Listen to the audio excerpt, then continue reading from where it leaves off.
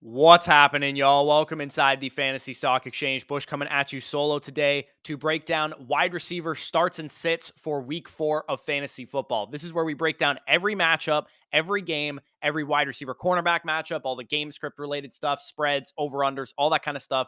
Who we want to be starting, which is a top 24 option, who we want to be putting in our flex spots, 25 to 40 or so at wide receiver, and who we want to be sitting, which is guys outside the top 40 in our wide receiver ranking. So in this video, you're going to get everything that you guys need to make well-informed decisions for week 4, start sit decisions at the wide receiver position. Let's try and get this video to over 300 likes. If you guys enjoy at any point, we really appreciate you hitting the like button, subscribing to the channel if you're new around here, and leave any comments down below as well. I'll try and get to as many start sit questions as I can. And if you guys leave comments asking for start sit advice, the least you could do is like and subscribe the video while you are down there. So without further ado, let's get into it.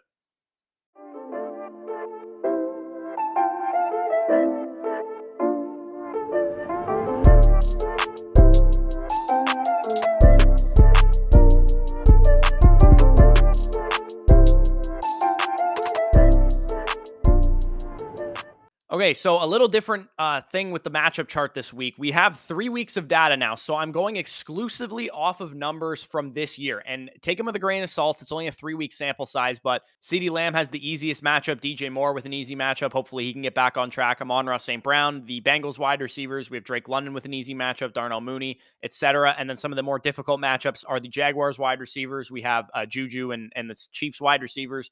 Rashad Bateman, AJ Brown, all these guys down at the bottom. So some of the biggest shadow coverage matchups that we're going to see this week: Justin Jefferson versus Marshawn Lattimore, Brandon Cooks versus Asante Samuel. We have Amari Cooper versus AJ Terrell, Terry McLaurin versus Trayvon Diggs, Tyreek and Waddle going to get shadowed, Chase and Higgins going to get shadowed, Metcalf and Lockett going to get shadowed, etc. You guys can see them all on the screen there. But let's move on to the first game of the week, which is Thursday Night Football. Dolphins at Bengals. I kind of wish they didn't put this one on Thursday night because usually Thursday night games are a little out of whack, but you guys can see the spreads, the over-unders, where the sharps are betting on the screen right now. If you guys are listening on the podcast feed, I suggest you go over to YouTube so you can see all that information.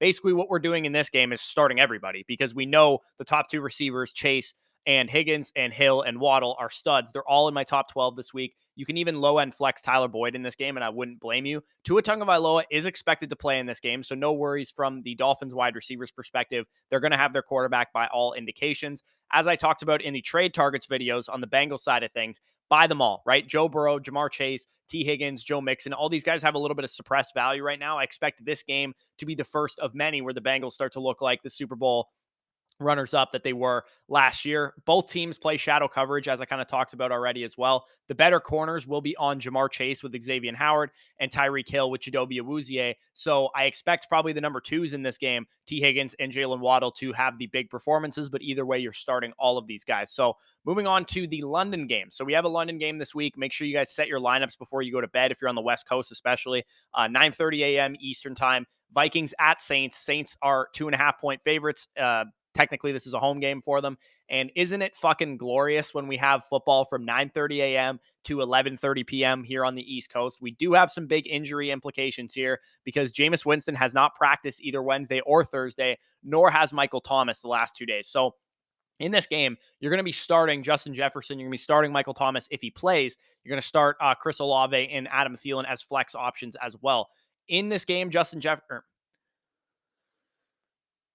Jefferson's a prime buy low right now. If anybody is even remotely concerned about Justin Jefferson, I think you might be able to get him for 95, 90 cents on the dollar. He's still going to cost you a pretty penny because he's Justin Jefferson, but I don't think he's going to be as bad as his recent performance would indicate. And the fact that he's playing Marshawn Lattimore this week maybe steers somebody in the way of selling him low rather than holding on to him. Also, make sure you guys are sending out offers for Chris Olave as well. I know he had a good week last week, but this dude could have an absolutely monster rookie year. So I don't even mind buying high on Chris Olave. He's leading the team right now with a 26% target share, and I don't think he's going to slow down anytime soon. He's pretty much besting Michael Thomas in all of the major categories: third down targets, air yards, overall target share, all the stuff that we want out of our wide receivers. Chris Olave is doing. So definitely a guy that I think is an awesome buy candidate right now, even though he just had a big week. So Moving on to the 1 p.m. games, we have Commanders at Cowboys. In this game, you're going to be starting CeeDee Lamb. You're going to flex Curtis Samuel, and you're going to flex Terry McLaurin. I would probably sit Jahan Dotson right now.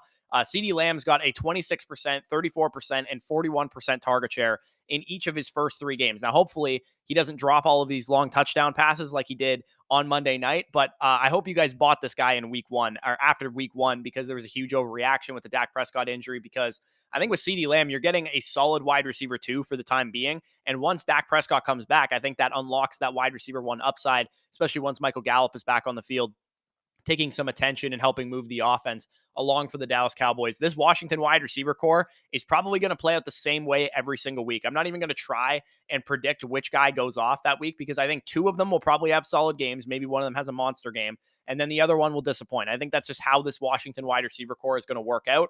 As of right now, I think Curtis Samuel is the one that you have to be starting of these guys because he's getting the valuable targets. He's getting the manufactured touches, as you guys can see there. He only has 10% of the team's air yards, even though he's leading the team in target share because they're trying to manufacture touches for him. And also, they're using him on play action plays very often too, out of the backfield on boots and sometimes deep down the field as well. And then Terry McLaurin, unfortunately for him, he's going to always see the number 1 corner because he is the best receiver on the team.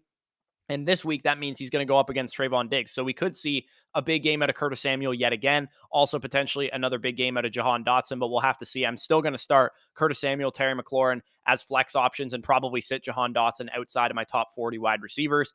Moving on to the Bears at Giants game, and I'll be really quick with this one because this is disgusting. You're going to sit everybody in this game. This game is gross. All the bets are on the under. The over-under's under 40 points. Darnell Mooney is the only one that you'd even maybe consider starting in this game now that Sterling Shepard is out, but I have Mooney outside of my top 45 wide receivers on the week. Richie James was probably a guy that some of you guys picked up on your waiver wire after this week. So he's like a sleeper play, I suppose, if you're completely desperate. We'll have to see if Kadarius Toney is able to get back on the field for the Giants, but even if he plays, I'm not putting him in my lineup because I think even if he plays, the Giants are still not going to play him at a high snap share because they just, don't like his work ethic or whatever the case is. So hopefully Kadarius Toney actually cares about football and can get back on the field. But for now, we can't put him in our lineups. Bills at Ravens. This one's much more fun than the last game. We got a 51-point over-under in this game with Bills and Ravens, 2 of the best quarterbacks in the league right now, playing at MVP levels, probably the 1 and 2 favorites for the MVP along with Jalen Hurts. In this game, you're going to be starting Stephon Diggs. Obviously, you're going to be starting Gabriel Davis, and you can flex Rashad Bateman. The Ravens have been quite exploitable through the air. So this one could be really, really good for Gabriel Davis and for Stephon Diggs. They could have massive games in this one, and Diggs has shown us already that he's capable of doing that.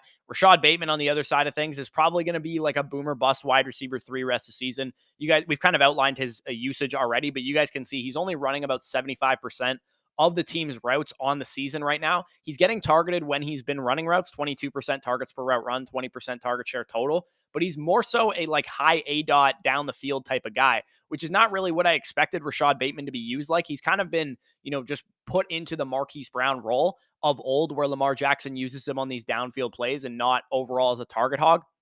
That role is currently occupied by Mark Andrews, but still, I think in this game script with the amount of points that are expected in this game, I really like Rashad Bateman as a wide receiver 3 play this week, and you guys can see all the matchups on the screen there. So I'm expecting, fireworks out of this one.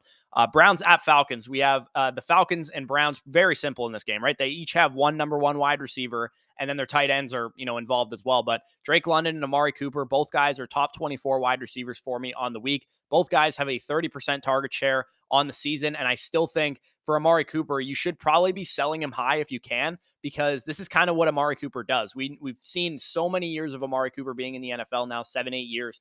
He'll have small peaks of elite production like he's kind of shown so far with the Browns, and then he'll disappear for a couple games. And you can likely get some great options like T. Higgins or Mike Evans straight up for Amari Cooper right now because he's commanding that many targets and he's been really good so far. So if you can make a move like that, definitely be shopping Amari Cooper around. Also keep an eye on David Bell because his routes have climbed up to 56% this past week when he was, 20, 30% in the first 2 games.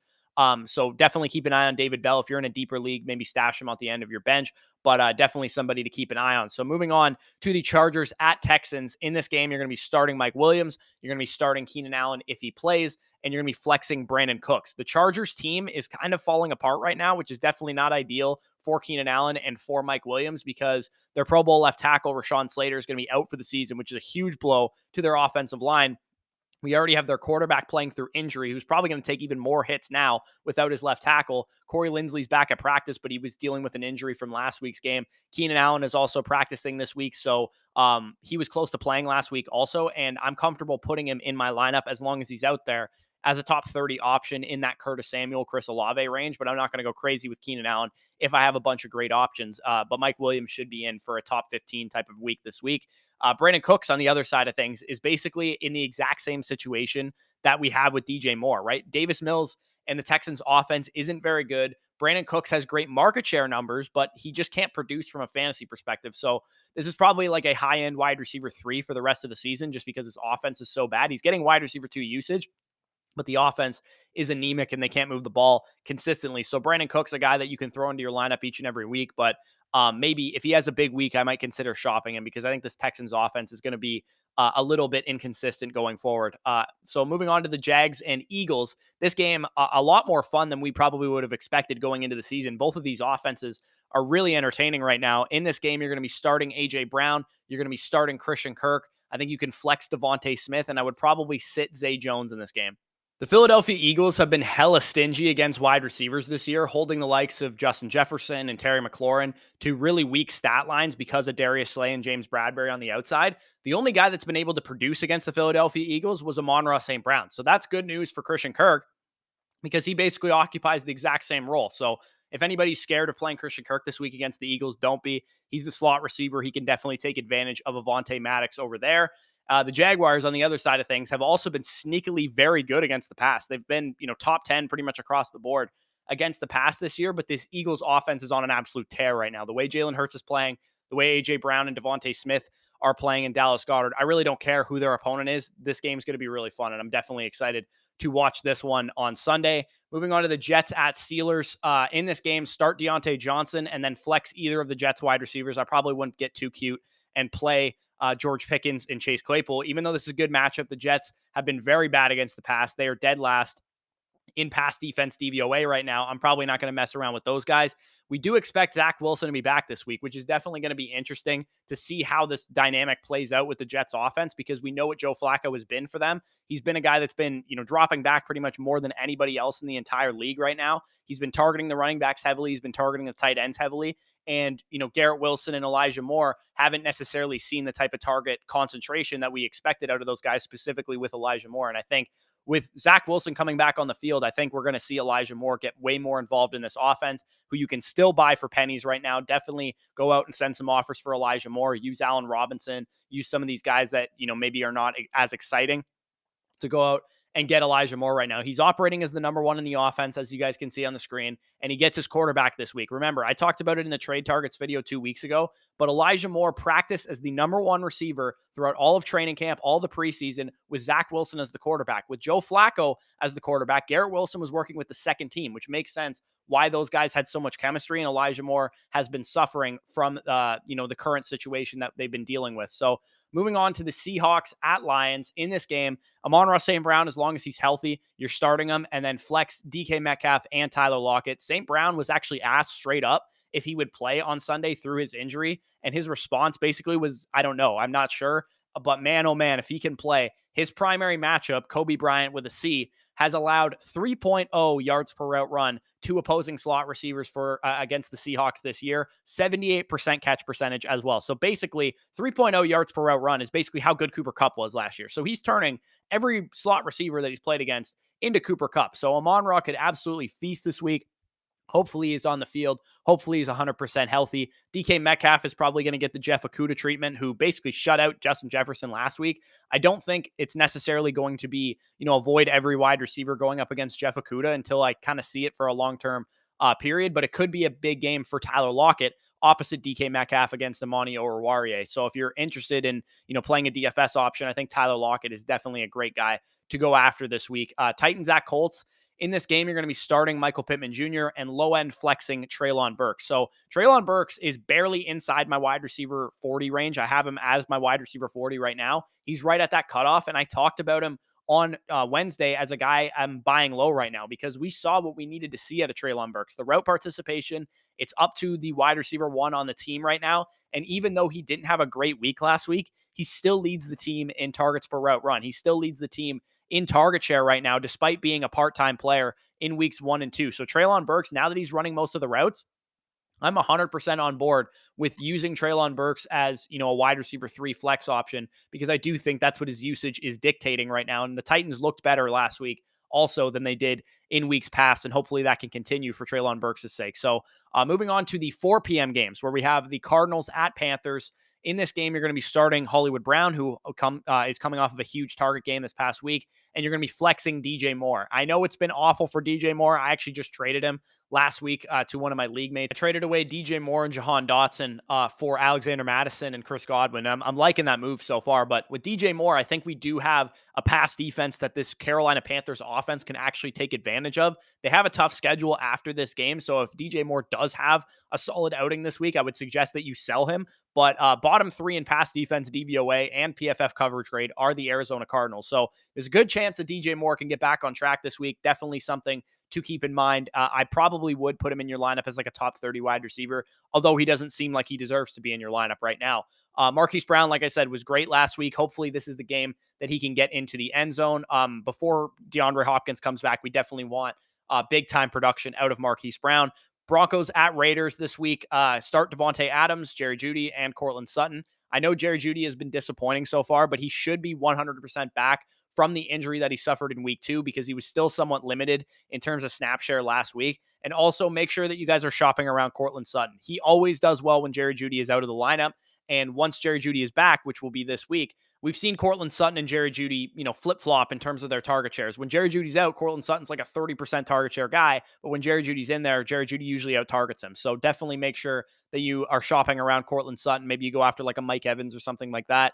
Buy low on Devontae Adams as well because he's been kind of cheeks the past 2 weeks, and I know everybody's a little fed up with him, but he will get back on track. I have no concerns that Devontae Adams won't be, 180 target receiver this year. So if anybody's worried about him, definitely send out some offers. And then Patriots at Packers, which is the last of the 4 o'clock games. This 4 o'clock slate is just going to be not good. I mean, you got Brian Hoyer, Baker Mayfield, the 0-3 Raiders, and the fraud Broncos as like 4 of the 6 teams that we got to watch in this slate. Not good, just pretty gross right now. But in this game, Patriots at Packers, sit all the wide receivers. I'm not excited to start Romeo Doubs. I think he's the one guy that I would start if I was going to start somebody, but I'm not excited to start him. He's my wide receiver like 42 right now.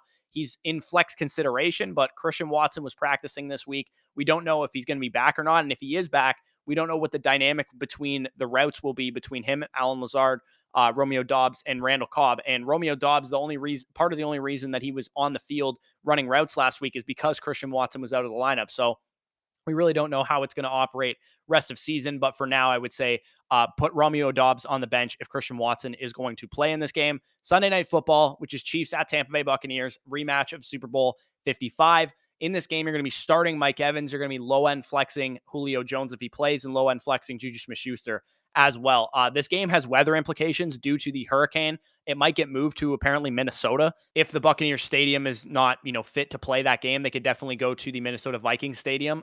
Evans should feast in this game, right? We don't expect Chris Godwin to be back quite yet. He is practicing in like a limited capacity, but I don't think he'll be back until week 5, week 6 type of area. His primary matchup that Mike Evans is going up against, Rashad Fenton, is allowing an 86% catch percentage. So I think Evans could have a monster game this week. Julio Jones should be active for this game if I had to guess, but if you can sell him based on name value, I would probably do it because a lot of these fantasy doctors are really concerned about this partially torn PCL that he's dealing with.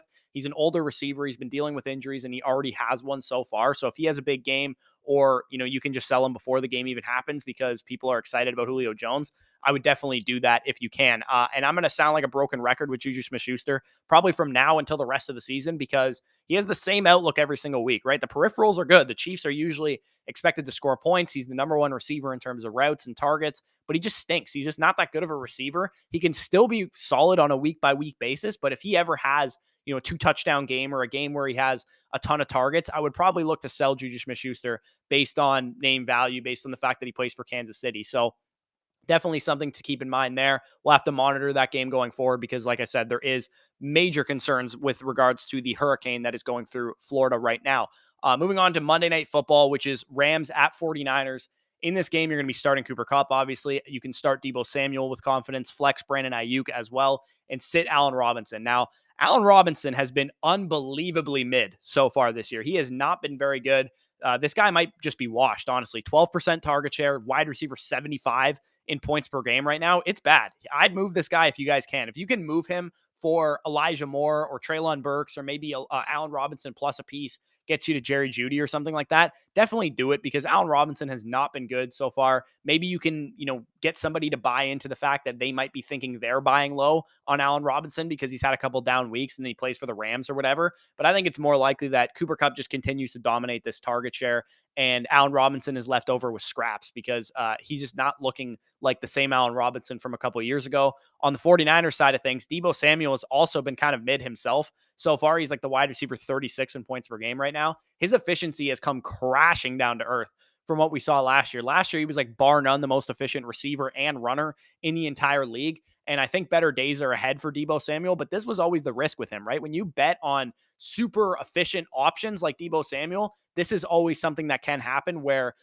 he gets the same volume he was getting before, just isn't quite, breaking those big plays like he was last year. So definitely something to keep in mind with Deebo. Like I said, Brandon Ayuk is also a solid flex option in this game. I'm probably going to sit Allen Robinson until further notice so far, but that is the end of the video. If you guys made it to the end, like I said, leave a like. It takes 2 seconds and we really appreciate it. Subscribe to the channel as well. About 75% of you guys that watch these videos are not subscribed yet.